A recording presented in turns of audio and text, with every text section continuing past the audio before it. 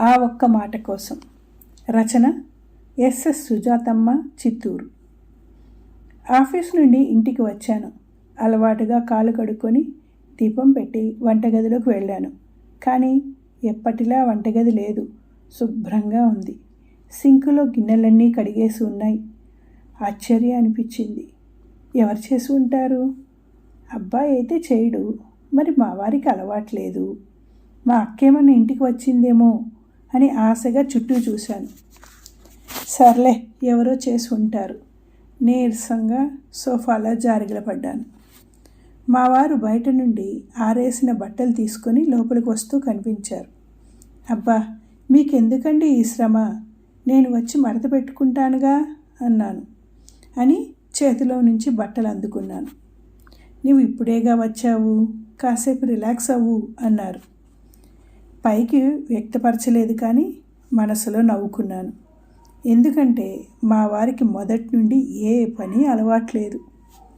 నాకు చెప్పి చేయించుకునే అలవాటు అంతకన్నా లేదు. మా పెళ్ళి అయి 25 ఏళ్ళు పైగా అయింది. నేను ఆఫీస్కి వెళ్తున్నా నా పనులన్నీ నేనే చేసుకుని వెళ్తాను. ఆయనకి తాగిన టీ కప్పును తీసి పెట్టడం కూడా రాదు.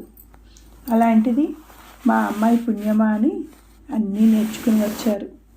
అది ఎలాగంటే, రెండో కోడలు డెలివరీకని వెళ్ళిన మా అమ్మాయి అత్తగారు వెళ్ళిన చోటనే ఇరుక్కున్నారు.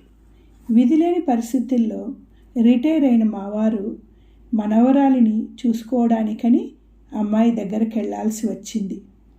మొదట ఓ 10 రోజులు ఉద్యోగానికి సెలవు పెట్టి నేను వెళ్ళాను. కానీ ఇలా ఎంతకాలం? అమ్మాయి అల్లుడు ఇద్దరు గవర్నమెంట్ ఉద్యోగులే. పని మనిషిని పెట్టుకోండి అంటే, అమ్మో, బిడ్డని పనివాళ్ల చేతుల్లో పెట్టడమా? ససేమిరా అన్నారు. కావాలంటే నా బిడ్డ కోసం నేనే లీవ్ పెడతా అని ఓ 4 రోజులు లీవ్ పెట్టి నా వద్దకు వచ్చింది మా అమ్మాయి. అమ్మా, ఇలా ఎన్నాళ్ళు నా సెలవులన్నీ అయిపోతున్నాయి, నువ్వు లీవ్ పెట్టి రావే అంది. మరి నా ఉద్యోగం, మీ తమ్ముడు చదువు ఇంటిలోనూ ఉన్నాయి కదా, నేను లీవ్ ఎలా పెడతాను అని అడిగాను. నీకు చాలా లీవులు ఉంటాయి కదవే, పెట్టొచ్చుగా అడిగింది మళ్ళీ. నిజమే, కానీ నెల నెల లోన్ కట్టాలి కదా, జీతం వెంటనే రాదు. పోమ్మా, నువ్వు నా కోసం ఏమీ చెయ్యవు అని విసుక్కుంది. సరే, 1 నెల లీవ్ పెట్టి నీ దగ్గరకు వచ్చి ఉంటాను.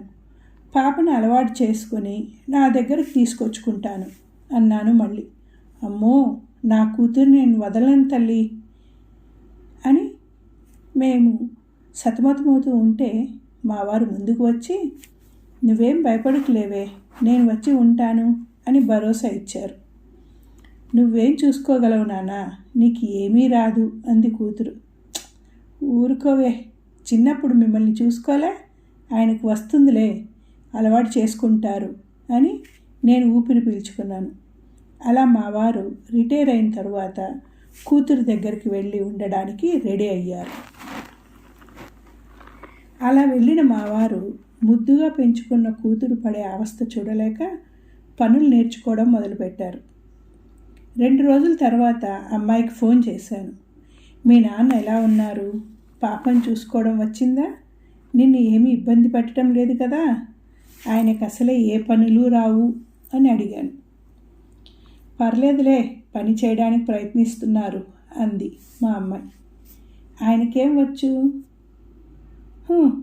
మగవాళ్ళంతా ఇంతేనమ్మా, ఒక్క పని రాదు. కానీ మీ వారి కంటే మా వారు ఎంతో మేలు. నేను నవ్వి, సరే విశేషాలేంటి అని అడిగాను. మీ ఆయన్ని ఉల్లిపాయలు కోయమంటే ఎంత వింతగా ప్రశ్నించారో తెలుసా? ఏం ప్రశ్నించారు? హౌ మెనీ క్వార్టర్స్, 4 or 8 అని. విస్తుపోయాననుకో. మరి ఇంత అమాయకత్వమా? ఏంటమ్మా, ఉల్లిపాయ ఎలా కోయాలో కూడా తెలీదా? విసుగ్గా ప్రశ్నించింది.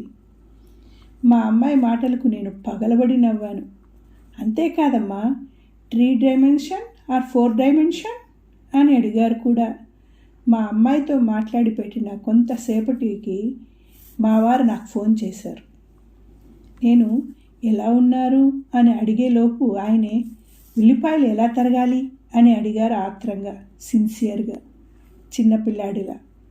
కొలతలు అక్కర్లేదండి, చిన్న ముక్కలు లేదా పెద్ద ముక్కలు కోసుకోవాలి. షేపులు అక్కర్లేదు, చిన్న చిన్న ముక్కలుగా తరిగి వేయండి అని చెప్పాను. అలాగే అలాగే అని పెట్టేశారు. ఇక మాట్లాడేది ఏమీ లేదు అన్నట్టు.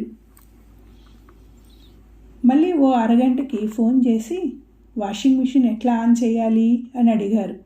వివరాలు కనుక్కొని మళ్ళీ ఫోన్ పెట్టేశారు. అలా ఆయన ఫోన్ చేయడం, ఏదో అడగడం, ఫోన్ పెట్టేయడం, ఆయన తీరు నాకు బాగా నవ్వు తెప్పించింది.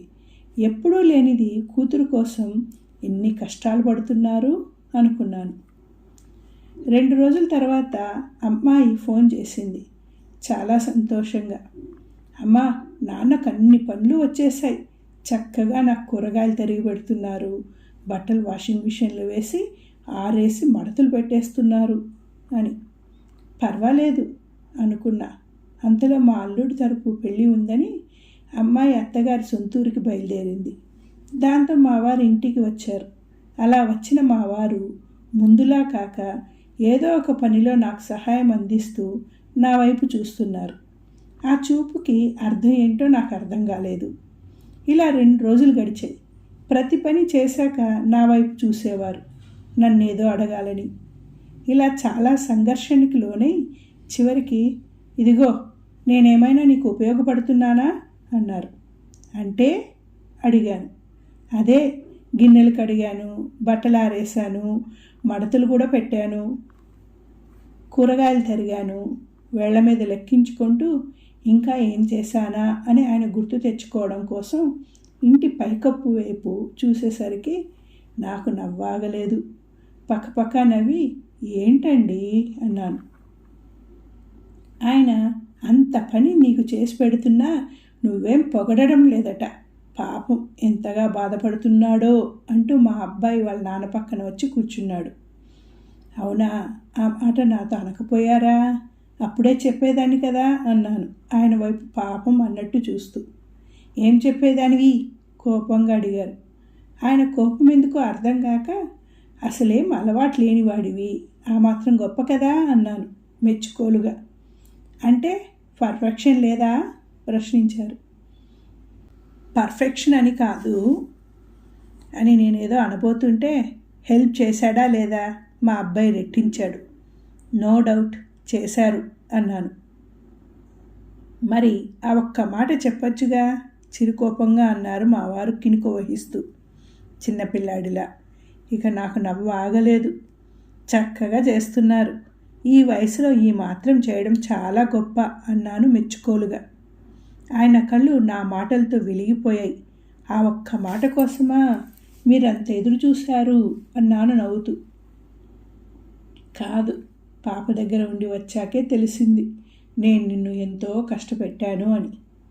పిల్లలు చిన్నగా ఉండేటప్పుడు నేను నీకు ఏ మాత్రం సహాయం చేయలేకపోయాను.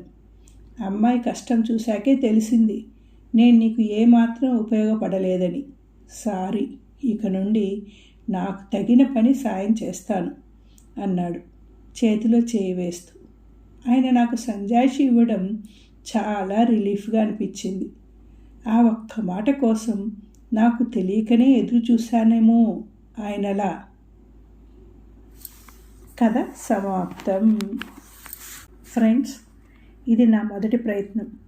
కథ నచ్చితే, చదివే విధానం నచ్చితే లైక్ చేయండి, అమూల్యమైన మీ కామెంట్స్ పెట్టండి, షేర్ చేయండి, ఛానల్ని సబ్స్క్రైబ్ చేసుకోండి. Thank you.